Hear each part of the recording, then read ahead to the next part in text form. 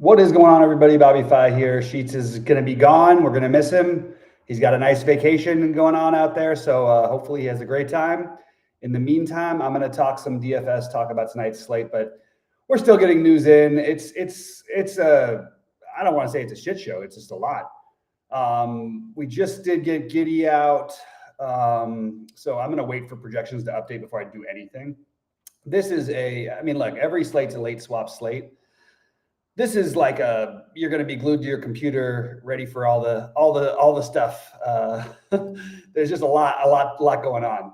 So I'm going to wait a minute before I share my screen. I'm just going to get it to upload. For some reason, I don't blame it. It's probably confused by we got so many guys out. Who are we supposed to play? Some of these totals and numbers are just ridiculous. I'm kind of concerned a little bit why I'm seeing this. I mean, are we really saying without Giannis? I'm going to share my screen. Let's talk through this because it is a weird one. All right, let's get into it. Give me 1 second. Come on. All right. So, all right. What are we going to, again, this is old exposure. I already updated these things. I'm going to rebuild in a minute. But it's just a wild one. Okay, we're going to have why when I refresh though is it still coming up? Milwaukee is a 13-point favorite. Like something's wrong there. 130 total without Giannis. There's definitely something wrong. So I'm going to wait a few minutes before anything updates because that happened a while ago. We should know that. All right. Sorry. Well, in the meantime, I'll do this. All right. Let's take a look. All right. I don't know why it's doing that. What's the actual? Yeah, they're 2.5-point favorites to 115 total. What is happening here? Come on, guys. I'll go manually change the score. Let's go game by game, and I'll just talk through what I like here because this is just too hard to get your handle on here. All right, AJ Green. It seems. Look, we know we're going to be playing a number of bucks tonight, right? Do we really feel excited about the AJ Green? Hopefully this gives us Milwaukee a normal number. I don't know what these totals are. They just make Memphis. What is going on here? What am I missing? Is SaberSim broken is my question. And I'll get to this and I'll talk to anybody who's our member of TrueDFS/SaberSim. But these numbers are absurd. This Memphis-Boston number is absurd. The Detroit-Chicago number, I understand why Detroit's favored. I don't understand. I mean, I don't even think they're that big of favorites, to be honest with you, if favored at all. But they certainly don't have a 135.6 total per median. So I don't trust any of this stuff right now. I'm going to end up relying more on Goldie and Cheats' projections, even if I have to manually change the guys I want. But these numbers are crazy, and Goldie and Cheats will Goldie's projections will update a little bit later. I can't promise Sheets because he's on the road. He's on the road shortly, at least. All right, so let's just take a quick look, and we'll talk through the slate without actually being able to do much. But these numbers should even out. I will write SaberSim when I'm off. I just can't do it while I'm on air. Otherwise, it's just going to be total dead air. But this doesn't make any sense, quite frankly. And I think we need to get this taken care of. And I'm sure it will be before lock. I hope it's not 10 minutes before lock, but it will be taken care of. All right. So anyway, AJ Green, this might be a little bit hot with the 29. I may end up lowering that a bit. I'm not going to do anything just yet because I really just don't want to touch all this stuff while it's looking like this and then have to figure out what I touched before. The main play for me is going to be Ryan Rollins, followed by Cole Anthony. You can definitely play them together. I don't think you have to. There's a lot of other things in this slate. Bobby Portis stands out to me. Obviously, Miles Turner, and even Kuzma to some extent. So Gary Trent will be the lowest owned of the bunch. I think you could throw him in the mix. I absolutely think you could make a case for playing 4 Milwaukee's, but when we go through all the value that's going to be on this slate, you'll see why I'm saying you might not even need to do that many. All right, let's move over to the Charlotte side. It'd be nice to have a little run back, and we've got a couple logical guys in Miles Bridges and Con Knippel. These, again, forget the exposure button. This was run from 9 a.m. in this morning. It's not ready. It doesn't mean anything right now. But I do like the Knippel and Miles Bridges plays the best. Did Kalkbrenner, what happened? I saw a note on him that popped in right before. I think he's available. but I just want to make sure, because if he's out, then we do have to have another conversation. And this is a hard one to navigate.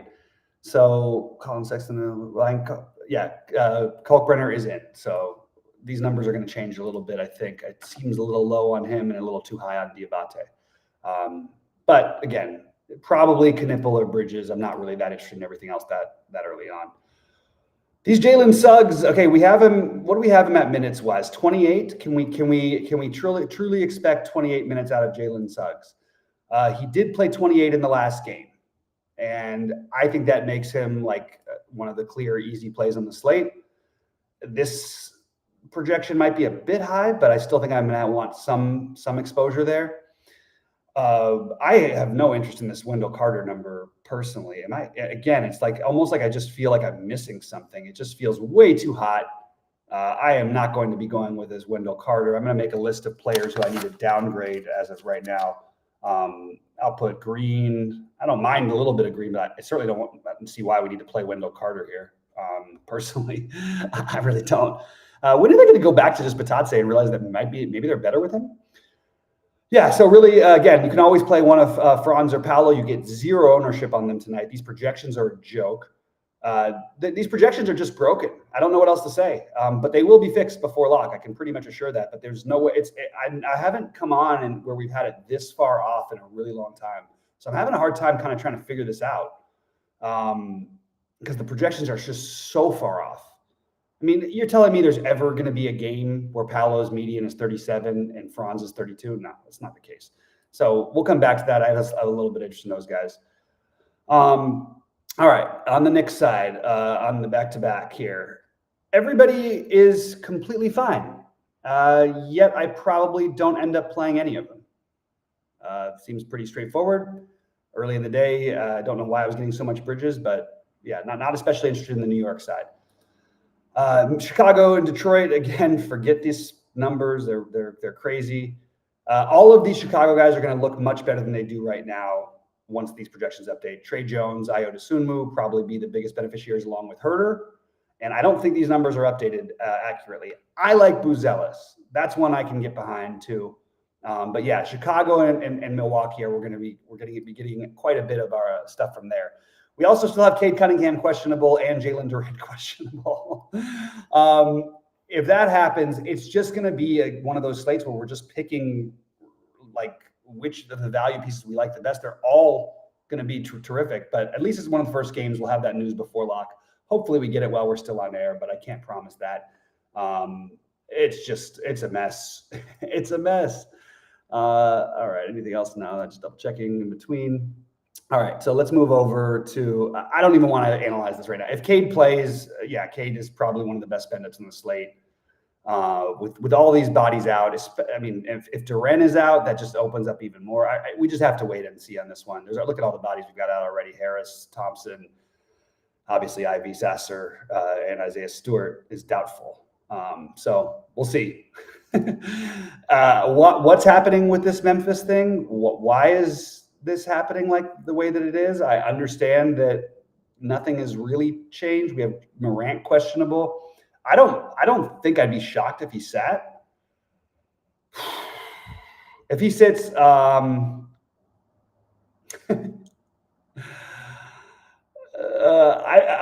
Spencer would make sense, but do we need to do that on this slate with such extreme value? It's a good question. Gonna have to wait to see on that one. This is the most it feels like an early slate look because there's just none of these numbers make any sense to me. There's no reason to dive for the Garza or Queta tonight. If everybody plays for Boston, again, Jaylen Brown, if I end up with some, no problem. If I end up with some White or Pritchard, no problem, but not trying to get to any of it. Cleveland with no Donovan Mitchell. Craig Porter Jr., I am totally fine with Craig Porter Jr. There's a lot there. Anyway, I'm fine with Craig Porter Jr. and Lonzo Ball. I think those would be the two main guys for me. You could always take shots with Sam Merrill, but he's cheap enough. But I think there's probably going to be better plays. Feels like we should have somebody else. Like who else is going to possibly do any scoring? Jared Allen, a reasonable guy to take, just with already no Garland, Mobley, and Mitchell. This slate's a wild one. On the Miami side, I don't like any of this stuff. I don't even understand the projections. Probably just going to be a flat out. You know what? I do like one thing. I like Khalil Ware. I think there's a ceiling there, a potential, but I just think there's better plays on a pretty damn huge slate. All right, let's go over to Portland, and I think we can as of right now, kind of just X Portland out, with the exception of, hey, we can always play Denny Avdia. We're going to have tons of value. I think it's fine. I think Denny Avdia is a completely reasonable guy. I'll go through my favorites at the end of this, but again, it changes every 5 minutes because all this news. On the New Orleans side, I like Jeremiah Fears a lot as a player. I don't think that we're going to need to do it just because I think we're going to get so much value elsewhere. I don't know that he's going to look better than those guys. I don't mind if I get to a little bit. Not going to force any of it in. Not going to force Sadiq Bey in, but certainly don't mind those guys. Just not going out of my way to do it. Washington and Houston, major blowout concerns. I still like Cam Whitmore, even with all his other value, and it kind of irritates me that I do. I see what's happening. I think, is it possible? I actually like this Wizards. I can't believe I'm saying this, but I think in 2 years, the Wizards are going to be good. I like a lot of the young pieces. Whitmore is still kind of interesting to me. And also, we might get different news later in the day, and at least you could use that as a justification. I just think that, look, they're giving him minutes now, and I like him. Get a little Whitmore revenge, too, on top of it. How about that? All right, on the Houston side, probably Şengün or nothing. Can't really see anything else that I'm drawn to. If I ended up with some KD, no problem. Not going out of my way, but again, not all that excited about the Houston side. I hope I stay less excited. I'm trying to eliminate some of this stuff so I don't just go crazy with it. So many things. We have Kuminga questionable. I think it's a legit questionable too. If he's out, I don't know that it's an actionable item, although you have a pretty big total. It's not as big as Sabersim has it, but it's still a pretty big total. Maybe Podziemski, just the pricing is not ideal. I think we probably still don't even, again, these guys you're going to be looking for 6 and 7 X's basically from all positions. All right, Wemby's in the mix tonight. I do like him. They don't have anybody to match up with him size-wise. Obviously, nobody does. I actually think it can be more dangerous in a way because you can front him and then also send the double immediately from the backside. So sometimes the smaller guys can give him a hard time. I just think I like the idea. We're going to be able to spend up. I do like Wemby quite a bit tonight. I just think the ceiling is too high to ignore. I'm curious to see how this goes as this goes on with him in these types of games, especially when you get a guy who we know is one of the great defenders of all time in Draymond. I'm curious how that goes. I'm like, that's a game I actually wouldn't mind just watching because I really do want to see how they try to play Wemby and whether it works or not. All right, but I do like Wemby. I also like De'Aaron Fox. Again, just feels like a little too cheap for him, and I think there's plenty of upside for him here. Phoenix and Dallas. At first glance, it doesn't look like there's anything that appealing. I'm going to go out of my way and say that I think Devin Booker's a reasonable play tonight. I actually considered at one point going to this game tonight. I am in Dallas right now. I think Devin Booker's more interesting than the numbers have it. But really can't do anything until we get these updated because I just feel like these numbers are insanity. Some of these projected scores at some of these projections are just way, way, way, way off. All right. Moving over, Dallas. Brandon Williams.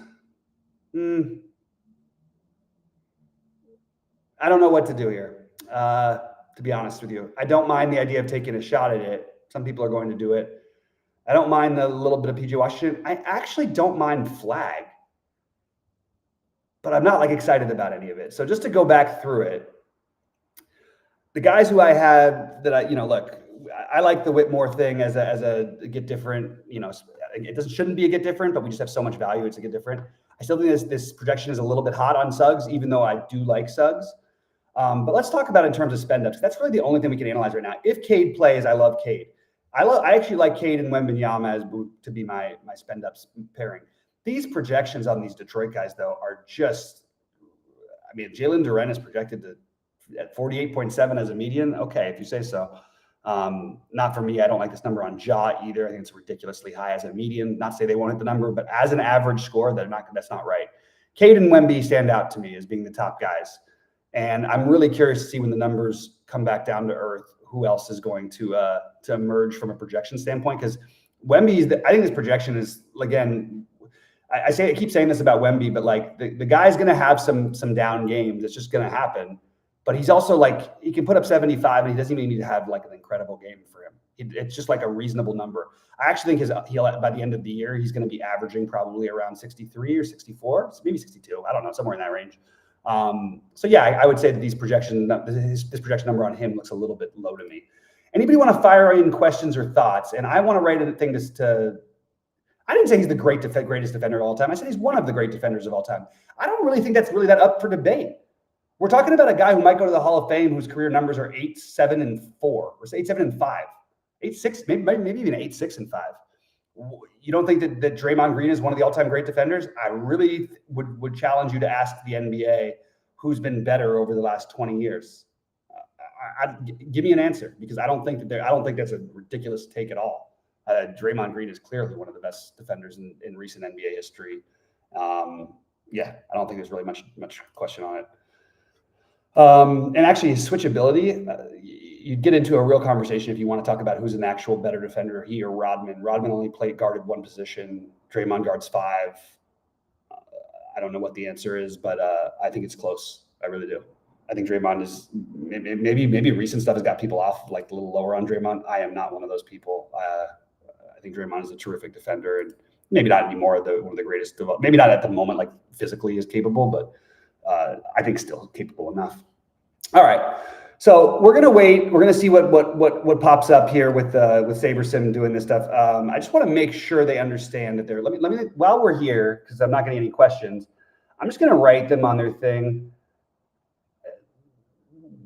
I don't even know what to say exactly. They're great guys, and the product is unbelievable, but we just want to make sure they understand that all the basketball projections don't make any sense. And I'm going to go to SaberSim. Okay.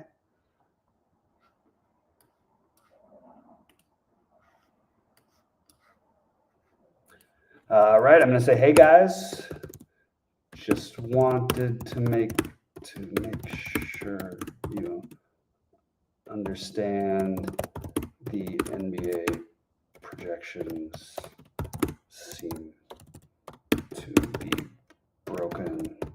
The totals in the games as well as individual players.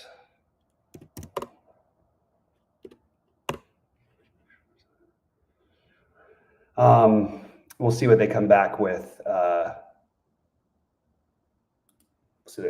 Anyway, all right. Sorry, this is not the most exciting show I've ever done in my life. I'll tell you that. This is going to be one of those slates. This is the night before Thanksgiving type of slates, which used to be my jam. That used to be the one that I always won, but I don't know about this one. DeAndre Hunter, a good play, maybe. I'll tell you what. I'm certainly not going to try to get any DeAndre Hunter. If I end up with some, I'll do it. I'll play some of it, but that's not like a fun idea. He doesn't. People talk about that play with Giddey or whatever. Giddey just slipped. That's all that happened. He's not like a shot creator. Really, the most guy I see as shot creators are like Craig Porter Jr. Lonzo will be happy to create for others. But yeah, DeAndre Hunter, sure. But like, I certainly don't want to play DeAndre Hunter. If I got some of it, not gonna say no, but I'm not going out of my way for it at all. I probably am going to end up with some of it, but that's not like a creator guy. When you lose your whole offense, what you want to try to focus on is like the guys who are going to be beneficiaries. Other than Porter and Lonzo in very obvious ways, I don't really know who that is. I guess you throw Sam Merrill in the mix. I guess I still think these projections are kind of ridiculous, but we're gonna have to wait and find out. So I will talk to anybody in the Discord and try to update all of my stuff as soon as I have an idea of what I'm doing. But right now, these things are just broken, so can't do anything with them right now.